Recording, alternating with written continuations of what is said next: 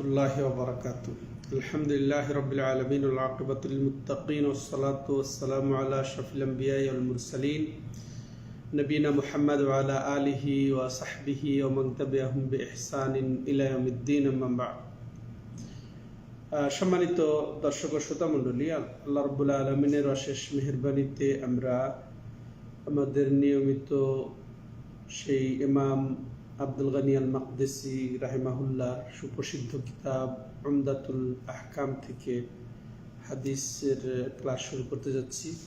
আজকের নবম হাদিসটি এমন, আন আয়েশা রাদিয়াল্লাহু আনহা قالت كان النبي صلى الله عليه وسلم يعجبه التيمم في تنعله وترجله وطهوره وفي شأنه كله। তো হাদিসটি ইমাম বুখারী, ইমাম মুসলিম রাহিমাহুল্লাহ তাদের সহিহ কিতাবে বর্ণনা করেছেন। তো প্রথমে আমরা হাদিসটির সরল অর্থ বর্ণনা করব, এরপরে হাদিসের বর্ণনাকারীর সংক্ষিপ্ত পরিচয়, এরপরে মাসলা মাসাইল সম্পর্কে সংক্ষেপে আলোচনা করে আমরা আমাদের আলোচনা শেষ করব। তো সম্মানিত দর্শক ও শ্রোতা মণ্ডলী, উম্মুল মুমিনিন আয়েশা রাদিয়াল্লাহু আনহা বর্ণনা করছেন, তিনি বলেন, কানা নবী সাল্লাল্লাহু আলাইহি ওয়াসাল্লাম ইউজিবুহু তায়াম্মুন ফি তানাউলিহি ওয়া তারাজ্জুলিহি ওয়া তুহুরিহি ওয়া ফি শানিহি কুল্লি। যে রাসূলুল্লাহ সাল্লাল্লাহু আলাইহি সাল্লামকে ভালো লাগতো ডান ব্যবহার করতে। কি ক্ষেত্রে? এখানে হাদিসে উল্লেখ আছে নির্ধারিতভাবে যে এই তার জুতা ব্যবহারের ক্ষেত্রে, এরপরে মাথায় চিরুনি করার ক্ষেত্রে, মাথা আঁচড়ানোর ক্ষেত্রে এবং পবিত্রতা অর্জনের ক্ষেত্রে, এমনকি সকল ভালো কাজে, এমনকি সকল ভালো কাজে। তো এই ছিল হাদিসের সংক্ষিপ্ত অর্থ। এবার আসেন আমরা এই বর্ণনাকারী সম্পর্কে জানবো। অবশ্যই জানা দরকার। বর্ণনাকারী উম্মুল মুমিনিন আয়েশা রাদিয়াল্লাহু আনহা, যার কুনিয়াত হচ্ছে উম্মু আব্দুল্লাহ, এবং তার বাবার নাম আমরা সবাই জানি, সে ইসলামের সর্বপ্রথম খলিফা এবং নবী সাল্লাল্লাহু আলাইহি ওয়াসাল্লামের পরে সেরা মানব, সেই আবু বকর রাদিয়াল্লাহু তাআলা আনহু। তিনি অবশ্যই সকল মুমিনের মাতা, রাসূলুল্লাহ সাল্লাল্লাহু আলাইহি সাল্লামের স্ত্রী এবং দুনিয়ার সবচেয়ে বিদ্বান, বিদ্যুষী, বুদ্ধিমতী রমণী এবং শরীয়তের দিক দিয়ে সবচেয়ে তিনি জ্ঞান রাখতেন মহিলাদের মধ্যে, সেরা রমণী, এবং স্ত্রীদের মধ্যেও তিনি সেরা, খাদিজা রাদিয়াল্লাহু আনহা ছাড়া। তবে অনেকেই আয়েশা রাদিয়াল্লাহু আনহাকে অগ্রাধিকার দিয়েছেন, যেমন হাদিসের বর্ণনা বা এই যে ইলমি বা শরীয়তের জ্ঞান সম্পর্কে বিভিন্ন ক্ষেত্রে দিতে পারে। কিন্তু চমৎকার একটি কথা এখানে আছে মাশাআল্লাহ, সেটা হলো কি, এটা খুব চমৎকারী, যে মাথার দুটি চোখ যেমন, তো ঠিক রাসূলুল্লাহ সাল্লাল্লাহু আলাইহি ওয়াসাল্লামের দুই স্ত্রী দুই চোখ বরাবর এরকম মাশাআল্লাহ মর্যাদাপূর্ণ, উভয়ই মর্যাদাপূর্ণ, আলহামদুলিল্লাহ। তো তার সম্পর্কে অনেক কথা এসেছে, আমরা ওদিকে যাব না। রাসূলুল্লাহ সাল্লাল্লাহু আলাইহি ওয়াসাল্লাম তাকে বিয়ে করেছিলেন মক্কি জীবনে, অর্থাৎ মদিনা হিজরতের প্রায় 2 বা 3 বছর আগে তিনি বিবাহ করেছিলেন এবং তাকে নিয়ে ঘর সংসার শুরু করেন মদিনায় গিয়ে, মদিনা হিজরত করে। তিনি অনেক হাদিস বর্ণনা করেছেন। নারীদের মধ্যে সবচেয়ে বেশি হাদিস বর্ণনাকারী তিনি, 2210 হাদিস তিনি বর্ণনা করেছেন। তিনি মারা যান 57 হিজরিতে রাদিয়াল্লাহু তাআলা আনহা ওয়া আরদাহা।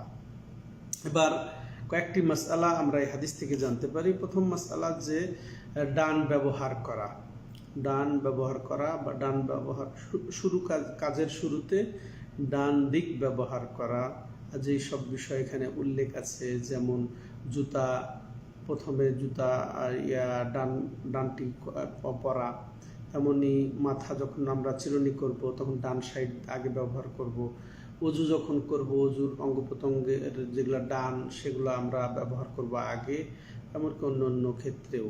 তো এখানে বিশেষ করে যেগুলা বর্ণিত আছে সেগুলাতে ডান ব্যবহার করার সুন্নাত এটা আমরা পেলাম। এছাড়া অন্যান্য যেগুলা অফিস আনিহি কুল্লি, যে এখান থেকে বোঝা যাচ্ছে কি যে অন্যান্য কাজেও আমরা ডান ব্যবহার করব। তবে ওলামা ইকরাম একটি এখানে সূত্র বর্ণনা করেছেন যে যেগুলা ভালো কাজ, যেগুলা উত্তম কাজ, সেগুলাতে ডান হাত ডান পা ব্যবহার করা, যেমন যেগুলো বলা হলো তেমনি পাও ব্যবহারের ক্ষেত্রে যে জুতা, তারপরে মসজিদে ঢোকা, এগুলা বোঝা যাচ্ছে। তাহলে ভালো উত্তম কাজে আমরা ডান ব্যবহার করব। আর যদি মন্দ বা নোংরা কাজ, যেমন বাথরুমে গিয়ে আমরা পেশাব পায়খানা করে যে পরিষ্কার করা, এসব নোংরা ক্ষেত্রে আমরা বাম ব্যবহার করব। এটা আমরা বুঝতে পারলাম সম্মানিত দর্শক ও শ্রোতা মণ্ডলী। তাহলে প্রথম মাসআলা এটা গেল। দ্বিতীয় মাসআলা এটা হবে যে আসলে অনেক জিনিস আছে যেটা ভালো মন্দ বা নোংরা এবং কিছুই বোঝা যায় না, যেমন মেসওয়াক করা আমরা আসলে কি পরিষ্কার পরিচ্ছন্নতার নোংরা ময়লা অপসারণ করার জন্য ব্যবহার করি, নাকি আসলে নবী সাল্লাল্লাহু আলাইহি ওয়াসাল্লামের সুন্নতের বাস্তবায়নের জন্য? যদি এখানে কেউ বলেছেন যে এটা ময়লা পরিষ্কারের জন্য, অতএব বাম হাতে মেসওয়াক করাটা ভালো হবে, আর কেউ বলেছেন না এটা ডান হাতে ব্যবহার করতে হবে। এক্ষেত্রে মাশাআল্লাহ সমাধানযোগ্য কথা হলো যে যদি কেউ এই যে দাঁত পরিষ্কার, মুখ পরিষ্কার, মুখের দুর্গন্ধ দূর করবে এই নিয়তে যদি মেসওয়াক শুরু করে, তাহলে তখন বাম হাতে সে মেসওয়াক করবে। আর যদি সে রাসূলুল্লাহ সাল্লাল্লাহু আলাইহি ওয়াসাল্লামের সুন্নতকে বাস্তবায়ন করবে, এটা মনে করে যদি মেসওয়াক শুরু করে, তাহলে তিনি ডান হাতে ব্যবহার করবেন। আর এটা আসলে প্রশস্ততা আছে বিষয়টা, এতে বাধ্যবাধকতার কিছু না এখানে সম্মানিত দর্শক ও শ্রোতা মণ্ডলী। তেমনিভাবে তৃতীয় যে বিষয়টা আমরা এখানে জানতে পারবো যে এছাড়াও অনেক কাজ যেগুলো বলা হলো বা যেগুলো ইঙ্গিত দেওয়া হলো, এছাড়াও অনেক কাজেই ডান দিয়ে শুরু করাটা, যেমন রাসূলুল্লাহ সাল্লাল্লাহু আলাইহি সাল্লামের ক্ষেত্রে একবার হয়েছে যে তিনি, এটা বুখারীতে এসেছে যে তিনি একবার সাহাবাদেরকে নিয়ে বসা আছেন, তো এমতো অবস্থায় এক পাত্রে তার কাছে দুধ নিয়ে আসা হলো, তার জন্য দুধ নিয়ে আসা হলো। তো ডানে একজন বালক ছিলেন, আর সেটা সম্ভবত আব্দুল্লাহ ইবনে আব্বাস রাদিয়াল্লাহু তাআলা আনহু, এবং বামে অন্যান্য বড় বড় সাহাবারা ছিলেন। তো ওই দুধ পান করে তিনি তার মুখ লাগিয়ে দুধ পান করে সেই দুধ, ওই পাত্রটি এখন সাহাবাদেরকে দেবেন, অন্যদেরকে দেবেন। তো তিনি ডান দিকে দেখছেন যে একজন বালক, তো ডান দিকের বালককে জিজ্ঞাসা করলেন যে তুমি যদি আমাকে অনুমতি দাও তাহলে আমি বাম দিকে দিতে পারি, মানে যে বয়োজ্যেষ্ঠ সাহাবাগণ ছিলেন। তখন মাশাআল্লাহ বিচক্ষণ বালক তিনি বলছেন যে না, এক্ষেত্রে আমি অন্যকে অগ্রাধিকার দিতে পারি না, যেখানে আপনার উচ্ছিষ্ট সেখানে দেখতে পাচ্ছি আমি যে আপনি খেয়েছেন, তো আপনার খাওয়ার পরে আমি নিজেকে অগ্রাধিকার দিতে চাই, এক্ষেত্রে অন্যকে আমি অগ্রাধিকার দিতে পারছি না। সুবহানাল্লাহ। তো এরপরে নবী সাল্লাল্লাহু আলাইহি ওয়াসাল্লাম ঠিকই তাকে দিলেন, তাকে দিয়ে শুরু করলেন। তো এই যে ডানের লোককে সালাম দেওয়া, ডানের লোককে খাবার পরিবেশন করা, এটা তাহলে বোঝা গেল এটা একটা সুন্নত, এটাও আমরা করব। তো এখানে বালকের বিচক্ষণতা, বুদ্ধিমত্তার পরিচয় পাওয়া যাচ্ছে। আর ঠিকই রাসূলুল্লাহ সাল্লাল্লাহু আলাইহি সাল্লাম যে উচ্ছিষ্ট, এটা বরকত, তাই না? লালা, এটা বরকত ছিল, ঘাম বরকত ছিল।